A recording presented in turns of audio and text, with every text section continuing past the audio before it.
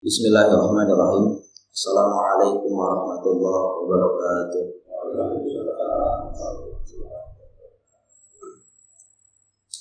Allahumma lakal hamdu wa ilaikal mustaka wa antal musta'an wa bika thiqah wa alaika tuklan wa la hawla wa la quwwata illa billahil aliyyil azim.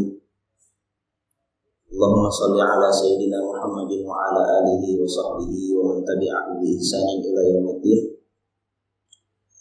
Rabbi shrah li sadri wa yassir li amri wa hlul 'uqdatam min lisani yafqahu qawli. Allahumma anfa'na bima 'allamtana wa 'allimna ma yanfa'una warzuqna 'ilman yanfa'una amin. Allahumma bika asbahna wa bika amsayna wa bika nahya wa bika namutu wa ilaika nusyur. Hadirin yang dirahmati Allah, alhamdulillah kembali kita diberikan nikmat oleh Allah Subhanahu wa taala. Kita bisa bertatap muka kembali melanjutkan pelajaran kita dalam pembahasan fikih berkurban. Kemarin kita sudah membahas beberapa masalah yang berkaitan dengan fikih berkurban. Kita sudah membahas tentang definisinya, dalil pensyariatannya, kemudian keutamaannya, kemudian juga hukum berkurban, syarat-syarat hewan kurban, kemudian niat tatkala memotong hewan kurban, kemudian waktu memotong hewan kurban, kemudian syarat-syarat hewan yang bisa atau sah dijadikan kurban. Jadi insya Allah kita akan lanjutkan pada hari ini permasalahan-permasalahan yang lainnya. Hadirin yang dirahmati Allah, kemarin kita katakan bahwasanya hukum berkurban adalah sunnah muakkadah. Sunnah muakkadah terkadang bisa menjadi alal kifayah apabila ini berlaku untuk satu keluarga, atau bisa jadi sunnah muakkadah ain, bukan alal kifayah, ini bagi orang yang dia hidup sendirian. Nah, hadirin yang dirahmati Allah, yang ingin kita tekankan pada hukum berkurban adalah walaupun dia hukumnya adalah sunnah muakkadah, yaitu sunnah tapi sangat dianjurkan, dan berkurban ini lebih afdal, lebih utama daripada sedekah biasa. Berkurban lebih utama daripada sedekah biasa. Sebab apa? Sebab berkurban para ulama berbeda pendapat, diperselisihkan oleh para ulama kewajibannya. Di sini kita katakan hukumnya adalah sunnah muakkadah. Ada sebagian ulama yang lain mengatakan bahwasanya hukum berkurban adalah wajib. Sebab itu para ulama mengatakan sesuatu yang diperselisihkan kewajibannya, maka dia lebih utama dari ibadah-ibadah lain yang tidak diperselisihkan kewajibannya. Dari itu kita katakan berkurban lebih utama daripada sedekah biasa. Sebab apa? Sebab berkurban hukumnya diperselisihkan oleh para ulama tentang kewajiban. Begitu juga salat sunnah, salat witir. Salat witir ini merupakan salah satu salat sunnah yang lebih utama daripada salat-salat sunnah yang lainnya. Mengapa? Karena para ulama berbeda pendapat tentang kewajiban salat sunnah witir. Ada sebagian ulama yang menghukumi salat witir itu hukumnya wajib. Begitu juga berkurban. Bahkan Al-Imam Asy-Syafi'i, walaupun beliau mengatakan hukum berkurban adalah sunnah muakkadah, kemudian beliau mengatakan apa? La urakhisu fi tarkiha liman qadara 'alaiha. Aku tidak memberikan keluasaan atau tidak memberikan keleluasaan bagi orang yang mampu untuk meninggalkan berkurban. Artinya beliau tidak suka ada orang yang memiliki kemampuan untuk berkurban tapi dia kemudian meninggalkan untuk berkurban. Artinya memang berkurban ini adalah sunnah dan sangat dianjurkan. Itu adalah hukum berkurban. Jadi berkurban ini lebih afdal atau lebih utama daripada sedekah biasa. Kemudian hadirin yang dirahmati Allah, hari ini kita akan masuk dalam pembahasan sunnah-sunnah yang selayaknya terdapat pada seseorang yang akan berkurban.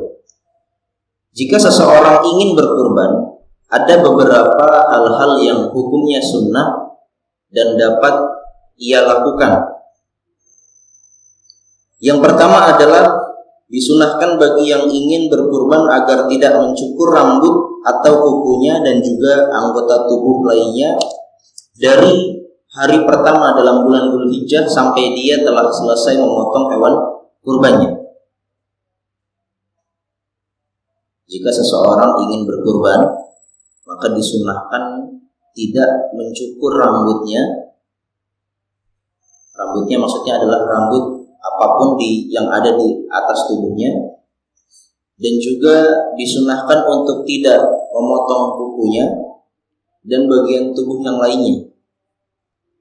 Sejak kapan? Sejak tanggal 1 Dzulhijjah sampai dia memotong hewan kurban. Artinya kalau dia memotong waktu memotong hewan kurban itu kan dari tanggal 10 sampai tanggal 13. 10 Dzulhijjah, 11, 12, 13 Dzulhijjah. Kalau dia memotong hewan kurbannya di tanggal 13 Dzulhijjah, berarti disunahkan untuk tidak memotong apapun dari anggota badannya sampai tanggal 13 Dzulhijjah, sampai dia memotong hewan kurban. Sebagaimana sabda Rasulullah SAW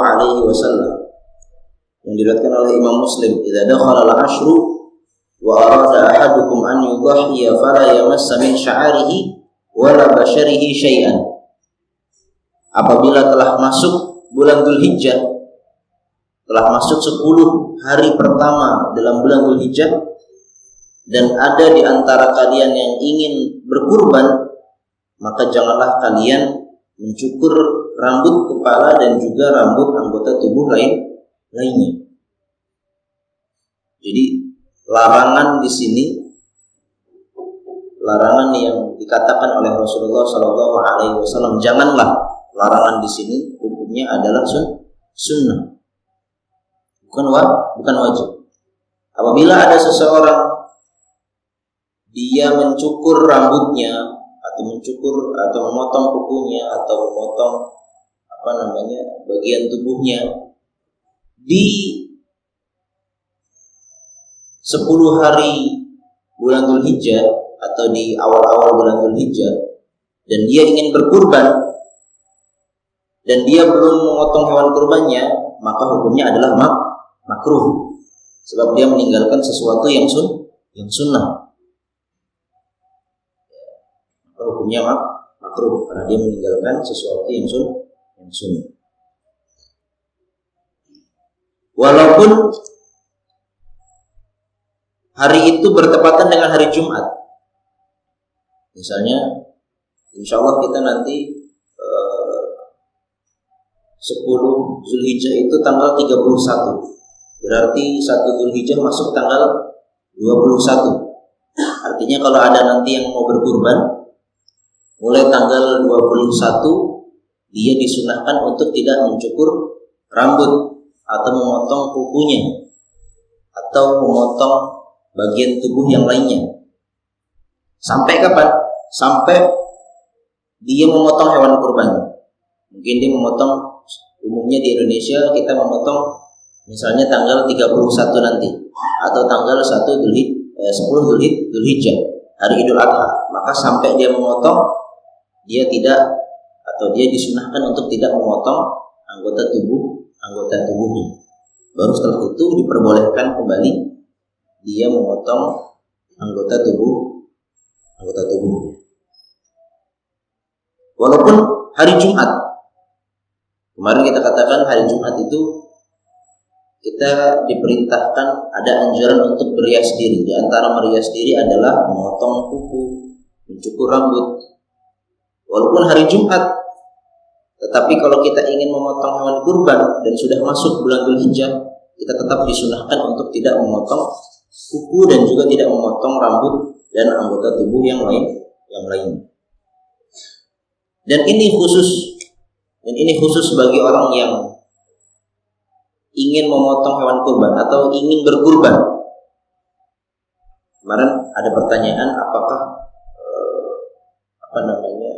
kesunahan ini mencakup orang-orang yang ingin kita hadiahkan pahalanya kepada mereka. Sebab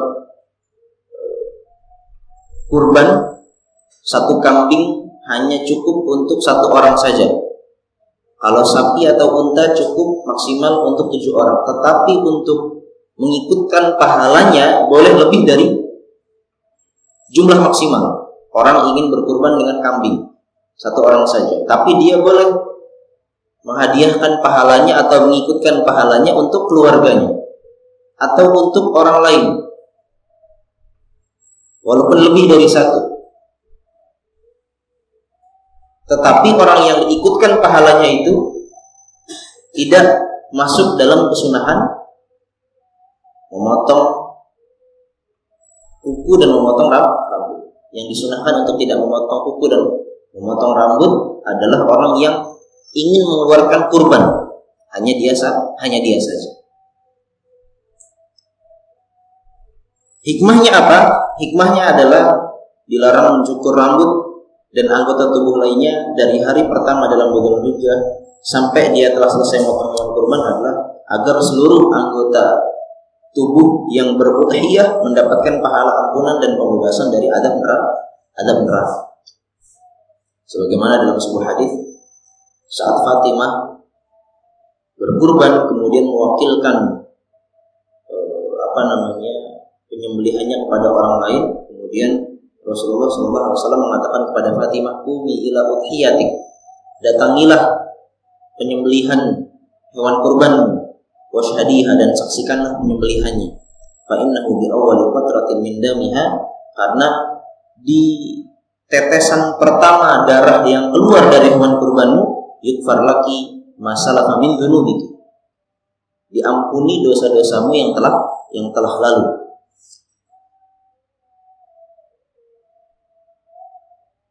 Kemudian hadirin yang dirahmati Allah, sunnah kedua, hal sunnah yang dapat dikerjakan bagi orang yang ingin berkurban adalah sunnah bagi yang ingin berkurban untuk memotong sendiri hewan kurbannya atau tidak mewakilkan kepada orang lain. Jadi kalau kita ingin memotong hewan kurban, kalau kita ingin berkurban, maka disunahkan, hukumnya sunnah, kita memotong hewan kurban kita sendiri, tidak mewakilkan kepada orang lain, dengan syarat kita memiliki kemampuan untuk memotong. Kalau kita tidak memiliki kemampuan, kita tidak memiliki kemahiran untuk memotong hewan kurban, maka tidak disunahkan untuk memotong sendiri. Juga disunahkan dipotong di rumahnya di hadapan para anggota keluarganya.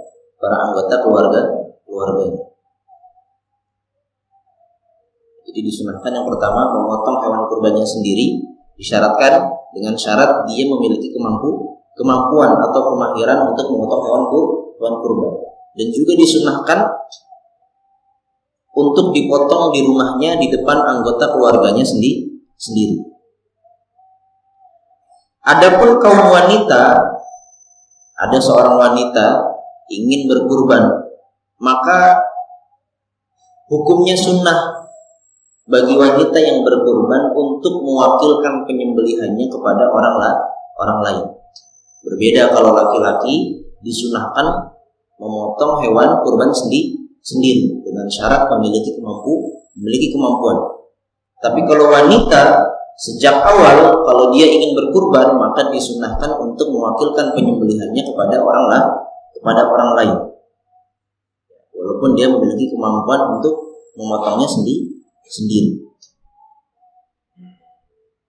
Jadi itu perbedaan antara laki-laki dan wanita dalam hal penyembelihan hewan kurban. Begitu pula syarat-syarat.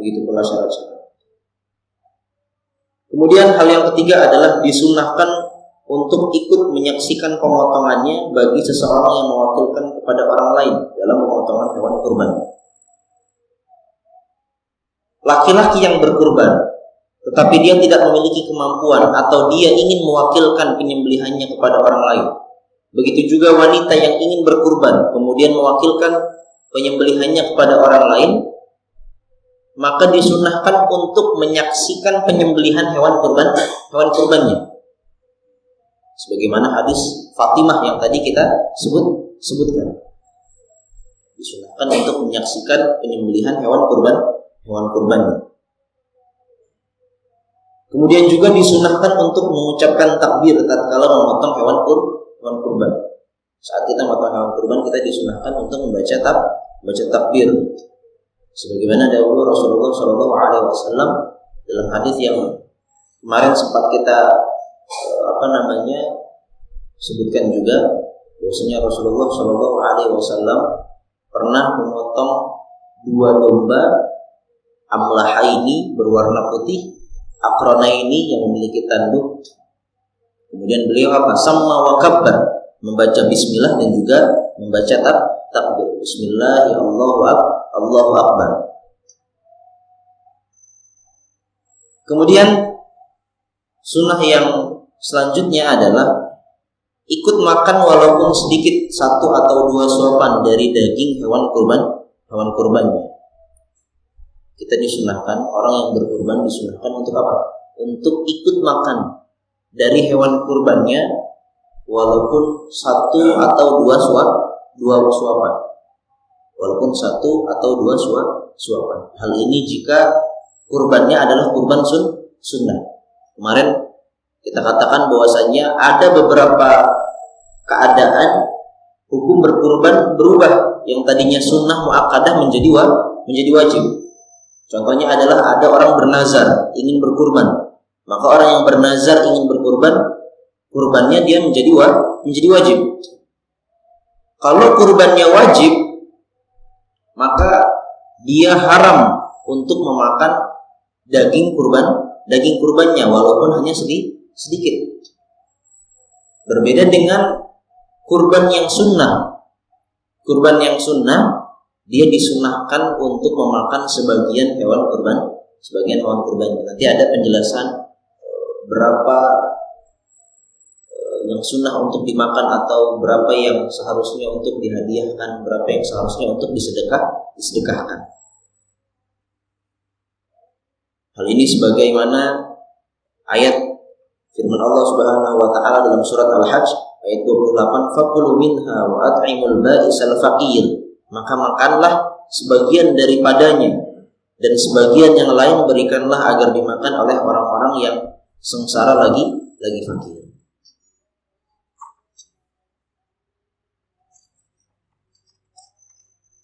Kemudian hadirin yang dirahmati Allah,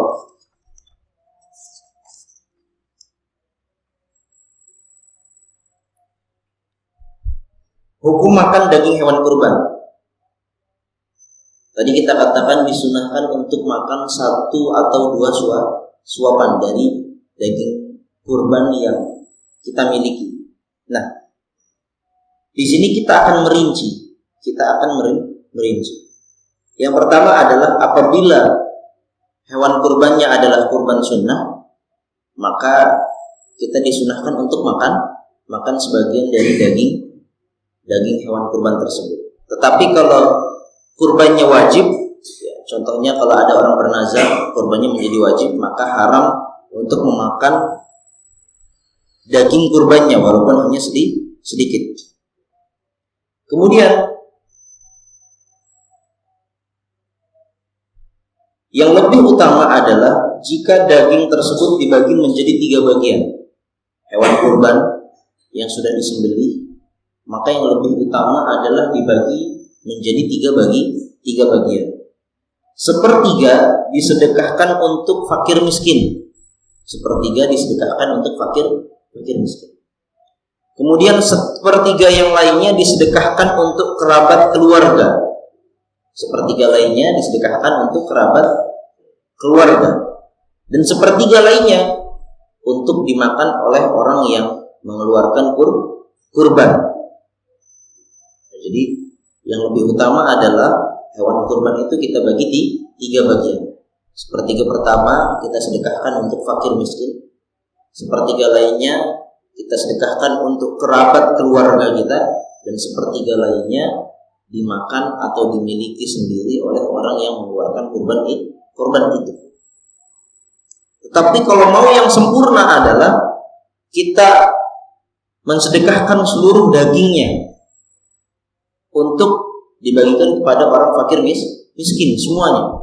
Tetapi jangan lupa makan, ambil sedikit, 1 atau 2 suapan. Agar apa? Agar kita mendapatkan sunnah memakan sebagian dari hewan kurban kita. Dan kemudian hadirin yang dirahmati Allah, daging hewan kurban wajib dibagikan dalam keadaan mentah, belum dimasak. Karena tidak sah jika dibagikan setelah dimasak atau berupa daging yang telah dikeringkan. Jadi disyaratkan dalam pembagian hewan kurban itu dibagikan dalam keadaan mentah, bukan dalam keadaan masak atau keadaan daging yang dikeringkan. Daging dikeringkan itu contohnya seperti ikan asin. Itu dia agar awet dia diasinkan. Sebagian orang-orang Tajikistan, orang Kazakhstan, Azerbaijan itu mereka suka daging itu agar awet, suka mereka keringkan dan kemudian agak diberikan garam sehingga kemudian rasanya asin tapi awet.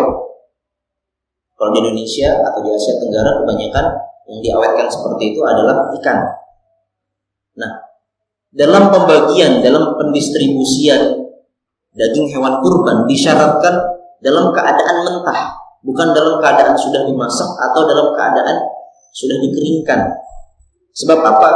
Sebab maksud dari pendistribusian hewan kurban, daging hewan kurban adalah tamlik. Tamlik itu memberikan hak kepemilikan kepada orang yang kita berikan. Artinya kalau kita memberikan hak kepemilikan daging tersebut kepada orang yang kita berikan, agar orang yang kita berikan dia memiliki kuasa penuh dengan apa yang ia miliki. Dia punya hewan, dia punya daging, dia punya kuasa penuh. Terserah mau dia makan, atau dia mau jual, atau mau ia sedekahkan kembali. Itu maksud dari pendistribusian daging hewan kurban. Maksudnya adalah tamlik. Dalam bahasa Arab disebut tamlik, yaitu memberikan hak kepemilikan secara penuh, kuasa kepemilikan secara penuh. Kalau diberikan dalam keadaan sudah matang, dia tidak bisa berbuat apa-apa lagi dengan daging yang diberikan kepadanya. Yang bisa dia lakukan hanyalah memakan daging tersebut. Beda kalau dagingnya dalam keadaan mentah. Bisa dia makan, bisa dia jual lagi, atau bisa dia masak untuk dijual kembali, atau bisa dilakukan hal-hal yang lain. Jadi kalau didistribusikan dalam keadaan sudah matang atau dalam keadaan dikeringkan agar awet, dikeringkan atau diasinkan, maka itu tidak sah.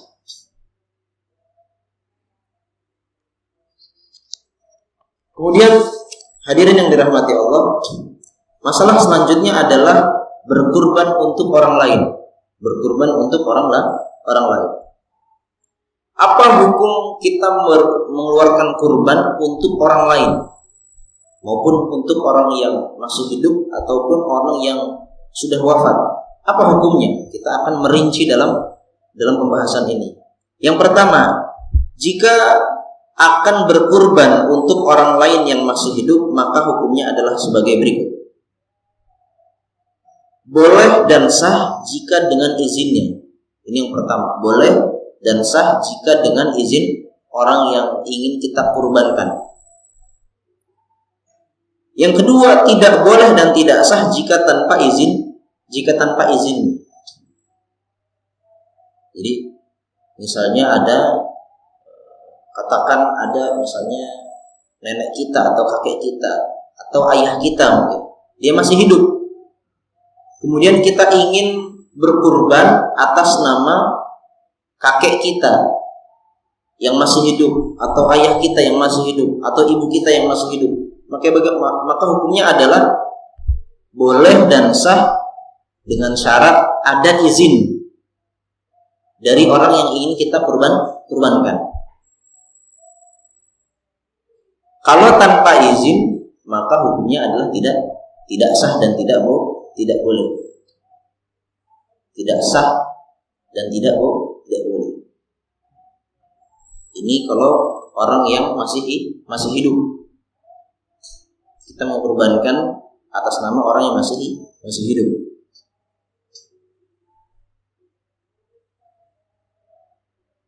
Sementara kalau kita berkurban untuk orang lain yang telah meninggal, maka hukumnya adalah sebagai berikut. Yang pertama, jika atas dasar wasiat darinya, maka hukumnya adalah boleh dan sah.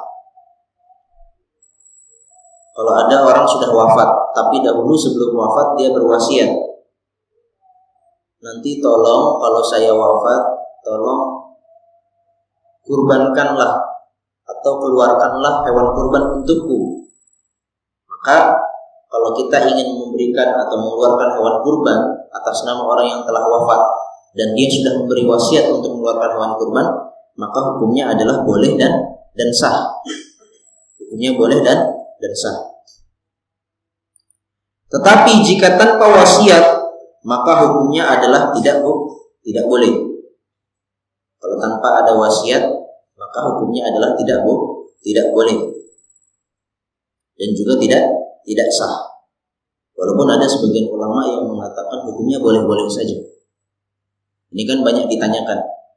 Di masyarakat kita banyak ditanyakan bagaimana hukumnya mengeluarkan hewan kurban untuk orang yang telah meninggal. Kita yang mungkin ingin mengeluarkan hewan kurban untuk ayah kita yang sudah wafat atau kakek kita yang sudah wafat. Maka hukumnya adalah tidak boleh dan tidak sah jika tanpa wasiat. Tetapi ada sebagian ulama yang mengatakan hukumnya adalah boleh dan sah. Tetapi yang jelas, yang lebih utama adalah tidak mengeluarkannya, tetapi kemudian mengikutkan pahalanya untuk mereka. Kita ambil jalan kehati-hatian dengan kita ikuti pendapat yang mengatakan hukumnya adalah tidak boleh dan tidak sah mengeluarkan hewan kurban atas nama orang yang telah meninggal dan tanpa memberikan wasiat untuk mengeluarkan hewan kurban. Tetapi kita kemudian bisa mengikutkan pahalanya atau menghadiahkan pahalanya untuk orang yang telah meninggal tersebut.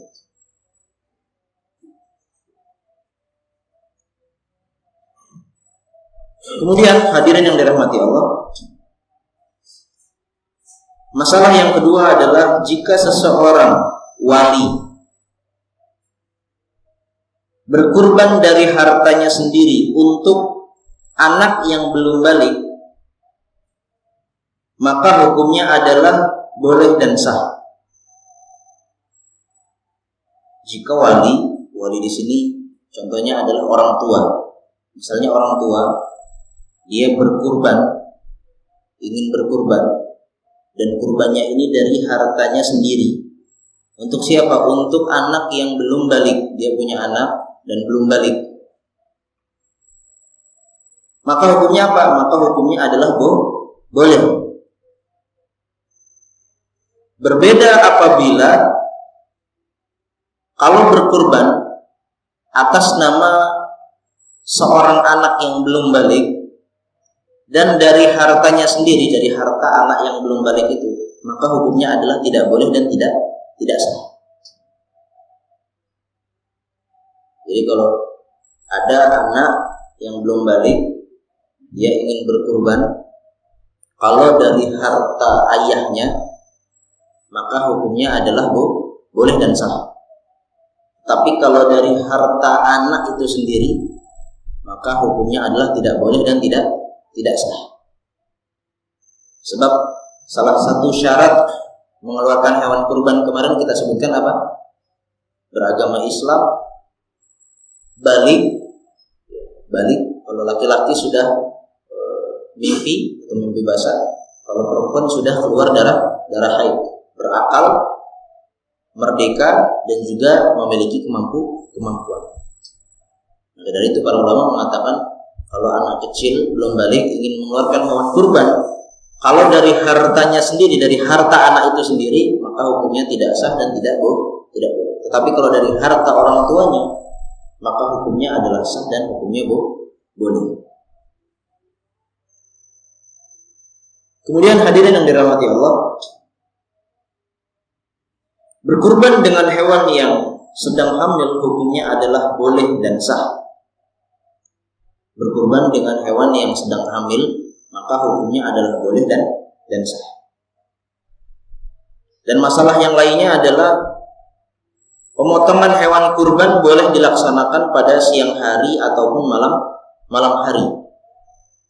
Pemotongan hewan kurban boleh dilaksanakan siang hari maupun malam hari. Akan tetapi pada malam hari hukumnya adalah makruh. Pada malam hari hukumnya makruh. Boleh tetapi makruh. Maka yang lebih utama dipotong pada siang hari. Kemudian masalah selanjutnya yang berkaitan dengan fikih berkurban adalah menjual sebagian dari daging atau kulit hewan kurban, maupun kurbannya itu sunnah ataupun wajib, hukumnya adalah haram dan tidak sah sebagai hewan kurban. Sebagaimana sabda Rasulullah SAW, "Man ba'a jilda udhiyatihi fala udhiyata lahu." Barang siapa yang menjual kulit hewan kurbannya, maka ia tidak berkurban, tidak ada kurban baginya. Jadi hukumnya haram menjual sebagian dari daging atau kulit hewan kurban. Ya, tidak boleh menjual sebagian dari daging atau kulit hewan kurban. Kemudian masalah selanjutnya yang berkaitan dengan berkurban adalah masalah perincian hukum memindahkan hewan kurban. Artinya adalah misalnya kita memotong hewan kurban di suatu daerah. Apakah boleh pendistribusiannya di luar kota kita memotong hewan kurban? Contohnya mungkin kita memotong hewan kurban di sini, di wilayah kita. Kemudian kita distribusikannya di Bandung misalnya. Hukumnya boleh atau tidak? Kita rinci. Jika setelah dipotong di suatu kota atau daerah, kemudian dagingnya akan dipindahkan ke kota atau daerah lain, maka hukumnya adalah haram. Jadi kalau dipotongnya di Jakarta, kemudian distribusinya di Bandung, maka hukumnya adalah haram, tidak boleh. Kalau dipotong di Jakarta, distribusinya pun harus di Jakarta. Tetapi jika sebelum dipotong di satu kota atau daerah, kemudian kambing atau sapi tersebut akan dipindahkan ke kota atau daerah lain, maka hukumnya adalah boleh. Kalau sebelum dipotong, hewan kurbannya dipindahkan terlebih dahulu. Misalnya ada orang berkurban, orangnya di Jakarta, orang dia ingin berkurban. Tapi kemudian hewannya, bisa jadi mungkin dia beli hewannya di Jakarta. Tetapi kemudian dia nanti mau dipotongnya di Bandung, jadi dibawa ke Bandung. Sebelum dipotong, kurbannya dibawa dulu ke Bandung, baru kemudian dipotong di Bandung dan didistribusikan di Bandung. Ini hukumnya adalah boleh. Berbeda dengan yang pertama, dipotongnya di Jakarta, tetapi distribusinya di luar kota. Ini hukumnya adalah haram. Kemudian masalah yang lainnya adalah kulit hewan kurban tidak boleh dijadikan sebagai upah untuk orang yang memotong hewan kurban, meskipun kurban sunnah ataupun wajib. Lain halnya jika pemberian tersebut bukan atas dasar upah, akan tetapi atas dasar kemiskinannya atau atas dasar untuk memberikan hadiah. Jadi beda, memberikan atas dasar upah dengan atas dasar kemiskinan atau atas dasar memberikan hadiah. Memberikan bagian dari hewan kurban apapun itu, contohnya adalah kulitnya, diberikan kepada tukang jagalnya atas dasar upah, ini hukumnya adalah haram, tidak boleh. Tetapi kalau diberikan atas dasar hadiah atau atas dasar mensedekahkan karena dia fakir atau miskin, maka hukumnya adalah boleh. Kemudian masalah yang terakhir adalah apabila membeli beberapa kilo daging kemudian dibagikan dengan niat sebagai udhiyah atau sebagai kurban, maka hukumnya adalah tidak sah dan termasuk dalam kategori sedekah. Ada orang, saya pengen berkurban, tapi saya tidak mampu untuk membeli satu hewan kurban. Akhirnya dia beli daging sapi atau daging kambing berapa kilo, misalnya 10 kilo, kemudian dibagikan dengan niat ingin berkurban, maka hukumnya adalah tidak sah. Ini hanya terhitung sebagai sedekah, tidak terhitung sebagai hewan kurban. Sebab hewan kurban harus ada penyembelihan, harus ada unsur penyembelihan. Inilah pelajaran kita pada pagi hari ini, mudah-mudahan bermanfaat. Subhanakallahumma wa bihamdika asyhadu an la ilaha illa anta astaghfiruka wa atubu ilaik.